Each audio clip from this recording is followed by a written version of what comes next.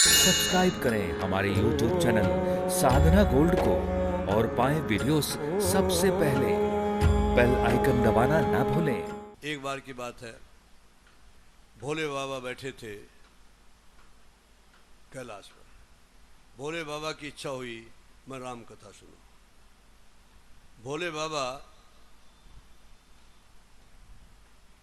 सती के पास गए। सती से पूछा, देवी मैं मृत्यु लोक में जा रहा हूँ। क्यों जा रहे हो महाराज? कि मैं राम कथा सुनने की इच्छा है। राम कथा सुनने की इच्छा है कि हाँ, मैं भी चलूंगी, तुम भी चलो। शिव और सती दोनों कैलाश पर से अंतर्ध्यान हुए और इस मृत्यु लोक में अगस्त्य ऋषि के आश्रम में प्रकट हो गए। अगस्त्य ऋषि के आश्रम में प्रकट हो गए। जब अगस्त्य ऋषि के आश्रम में प्रकट हुए तो अगस्त्य ऋषि ने बड़ा स्वागत किया और विचार किया कि मेरी साधना का फल देने के लिए शिव और सती मेरे आश्रम में आ गए दर्शन देने के लिए। साष्टांग प्रणाम किया अगस्त्य ऋषि ने। भोले बाबा ने कहा, स्वामी आज हम स्वागत कराने के लिए नहीं आए, आज हम आपके मुखारबिंद से राम कथा सुनने के लिए आए। आप राम कथा सुनाओ। अगस्त्य ऋषि ने कहा, महाराज आप कहाँ और मैं कहाँ? कि नहीं, आज कथा सुनने की इच्छा है, कहने की इच्छा नहीं है। मैंने बहुत कथा कही, काकसुंडी को सुनाई, पार्वती को सुनाई, बहुत सुनाई मैंने, लेकिन आज आपके जिह्वा के द्वारा मैं अपने कानों की तृप्ति राम कथा सुनने से करना चाहता हूँ। ठीक है, बैठो। शिव और सती नीचे बैठ गए और अगस्त्य ऋषि व्यास गद्दी पर। कथा प्रारंभ हुई। कथा प्रारंभ हुई। राम का अवतार क्यों हुआ, प्रारंभ से लेकर के आखिर तक कथा चलती रही। वक्ता एक हैं अगस्त्य ऋषि, श्रोता दो हैं। एक भोले बाबा है, एक सती है। भोले बाबा कथा को अमृत समझ के दोनों कानों से अंदर ले जा रहे, पी रहे, और सती अभिमान में है। हम कैलाश पर रहने वाले, बाबा मृत्यु लोक में रहने वाला, हम सारे संसार का सार करने की शक्ति हमारे पास है। ये बाबा हमारे को क्या कथा सुनाएगा? उसके पास क्या आ गया? अभिमान।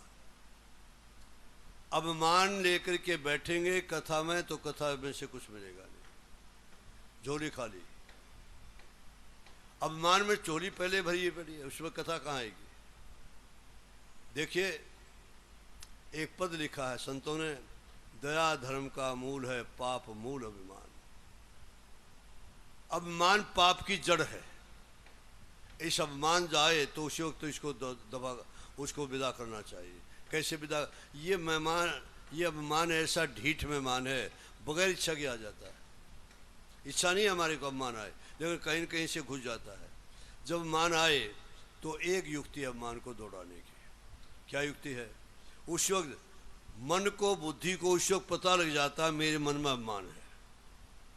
उस वक्त मन और बुद्धि की मालिक है आत्मा। आत्मा ये कहे मन और बुद्धि को, ए मन राम काय का मान करता, मृत्यु यहाँ बैठी है, अभी मृत्यु होगी तो क्या होगा? क्या काय का मान करता है तो मान चला जाएगा। मृत्यु को याद आते ही, अच्छा एक दिन जाना है कि नहीं, चार कंधों में जाना है। संसार में ऐसा कोई उदाहरण नहीं है। यमराज को भी कभी कभी भूल लग जाती है, किसी को बुलाना हो तो किसी को दूसरे को ले जाते हैं। जब कोई इंक्वायरी करते हैं, इसको वापस करो, दूसरे को लाओ। और यमराज से भी गलती कभी कभी।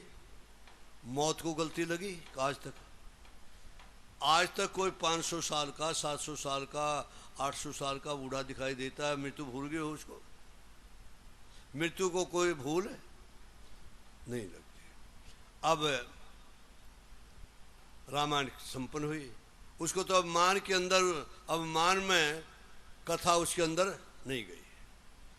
अनिर्मान होकर के कथा को अमृत समझ के भोले बाबा ने दोनों कानों से उसको पी लिया, अंदर ले गए। अब कथा को विराम होना था, अभी कथा विराम हुई। और कथा जो विराम हुई तो अगस्त्य ऋषि ने कहा, बाबा मेरी कथा यहाँ विराम लेती है, मैंने जो चरित्र राम का था पूरा आपको सुना दिया। अब दोनों चले। दोनों जब चले जिसने राम कथा श्रद्धा से, प्रेम से, विश्वास के साथ दोनों कानों से अमृत समझ करके पी थी, उसको कैलाश पहुंचने से राम के दर्शन हो रहे हैं। इस प्रसंग से सूत्र पकड़िए, हम भी अगर ये कथा एकाग्र होकर के पूर्णता से, श्रद्धा के साथ, विश्वास के साथ अमृत समझ करके इसका पान करें तो मृत्यु होने से पहले, सी छूटने से पहले आपको राम के दर्शन हो सकते हैं।